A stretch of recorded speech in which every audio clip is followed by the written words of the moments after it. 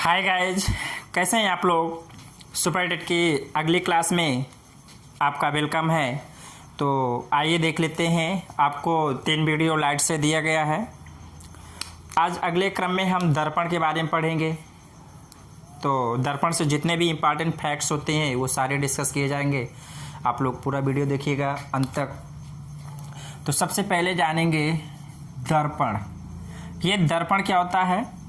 ये ऐसा कोई भी ले लिया जाए जिसके एक तरफ क्या कर दिया, पॉलिश कर दिया जाए। जिसके एक साइड क्या हो जाती है, पॉलिश हो जाती है, और दूसरे तरफ से प्रकाश का क्या होता है, परावर्तन हो जाता है। उसे हम क्या कहते हैं, दर्पण कहते हैं। ठीक है। तो ये दर्पण हमारे कितने प्रकार के होते हैं, 3 प्रकार के होते हैं। ठीक है। दर्पण के प्रकार देखेंगे तो दर्पण कितने प्रकार के होते हैं, 3 प्रकार के होते हैं। आइए देख लेते हैं कौन कौन से होते हैं। 3 प्रकार में आपका जो पहला होता है वो उत्तल अवतल दर्पण होता है। क्या होता है, अवतल दर्पण। दूसरा होता है उत्तल दर्पण। तीसरा होता है समतल दर्पण। क्या होता है, समतल दर्पण। ठीक है। आइए एक एक के बारे में डिस्कस कर लेते हैं। ठीक है। तो और अगर आपसे ये भी क्वेश्चन पूछ ले तो दर्पण 3 प्रकार के, लेकिन अगर ये भी पूछ ले कि गोली दर्पण कितने प्रकार के, तो ये गोली दर्पण होते हैं। ये दोनों क्या होते हैं, ये गोली दर्पण होते हैं। ये दोनों क्या होते हैं, गोली दर्पण होते हैं। ठीक है। कोई दिक्कत। चलिए आगे देखते हैं। तो अब देख लीजिएगा गोली दर्पण में पहला क्या है, अवतल। तो जैसे मान लीजिए ये कोई गोला होता है। ये क्या था, कोई गोला होता है। इस गोले का अगर इतना भाग हम काट दें और ये हटा दें इसको, तो ये हमारा जितना भाग बचेगा ये कटोरे के जैसा बन गया। किस भाग बन गया, कटोरे के जैसे। ठीक है। अब इसको हम चाहे उत्तल दर्पण में कन्वर्ट कर दें, चाहे अवतल दर्पण में कन्वर्ट कर दें। तो अगर हम इसके बाहरी पृष्ठ पर क्या कर दें, पॉलिश कर दिया हमने। ये क्या कर दिया, पॉलिश कर दिया। तो अब प्रकाश का परावर्तन क्या होगा, अंदर वाले भाग से होगा। जब अंदर वाले भाग से होगा तो इसे क्या नाम दिया जाएगा, अवतल दर्पण। क्या नाम देंगे, अवतल दर्पण। अगर यही चीज पॉलिश अब अंदर वाले पार्ट से कर देते हैं तो प्रकाश का जो परावर्तन होगा वो बाहर वाले भाग से होगा। तो इसलिए इसे क्या नाम देंगे, उत्तल दर्पण। क्या देंगे, उत्तल दर्पण नाम देंगे। तो ये रहा अवतल दर्पण और ये रहा उत्तल दर्पण। ठीक है। तो आइए इसके बारे में कुछ और इम्पॉर्टेंट पॉइंट जान लेते हैं। ये जान लीजिएगा ये अगर दर्पण है,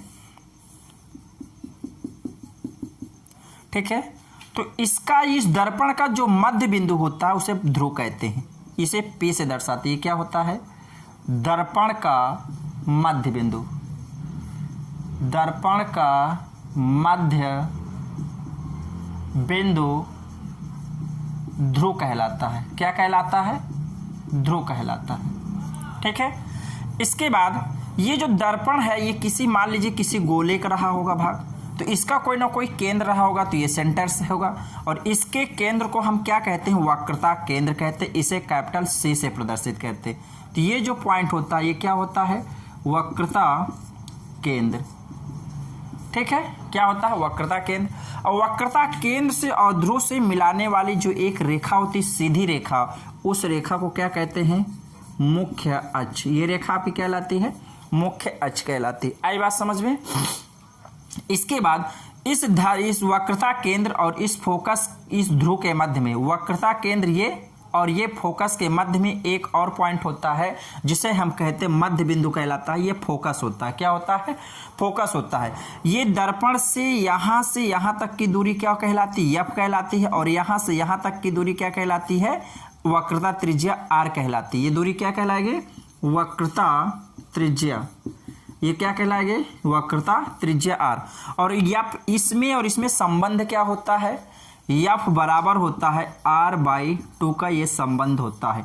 यानी दर्पण की वक्र फोकस दूरी, कौन सी, फोकस दूरी और वक्रता त्रिज्या में संबंध, वक्रता त्रिज्या में संबंध होता है। ठीक है, ये कोई डाउट? तो ये पॉइंट इससे रहे। और यही चीज़ सेम आप किस में बना सकते हैं, उत्तल के लिए भी आप बना सकते हैं। अगर मैं उत्तल दर्पण के लिए बना दूं तो ये आपका उत्तल दर्पण हो गया। ठीक है, ये आपका मुख्य अक्ष होगा, ये इसका ध्रुव हो जाएगा, ये इसका वक्रता केंद्र हो जाएगा, और ये इसका क्या होगा, फोकस हो जाएगा। क्या कहलाएगा, ये फोकस कहलाएगा। ठीक है, और ये आपका वक्रता केंद्र है और ये फोकस है। ठीक है, और यहाँ तक की दूरी क्या कहलाएगी, फोकस दूरी। ये दूरी क्या कहलाएगी, फोकस दूरी। और वक्रता केंद्र से लेके ध्रुव के बीच की जो दूरी होगी उसे वक्रता त्रिज्या कहते हैं, आर वक्रता त्रिज्या। ठीक है, आइए अब इसके बाद थोड़ा सा एक पॉइंट और जानेंगे।